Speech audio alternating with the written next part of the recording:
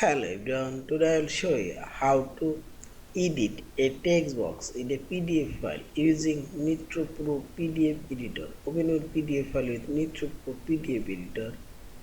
Now click on this home option, this menu bar.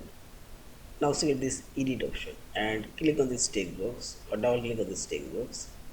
And firstly put your mouse on this text box borderline, and here you can move your text box up, down and left, right. Also you can rotate, uh, and you can increase decrease this text box font size, say this, and so on. And double click on this text box and you can edit this text. Also you can say this text color, this font color, and say this. And also you can say this text box text font size, this font size,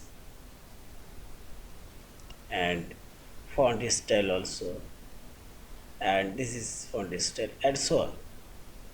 Yeah, in this way you can also delete and type new text, this text box new text, and also you can remove text, and so on.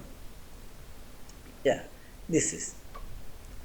And finally select this file option, save or save as a PDF file.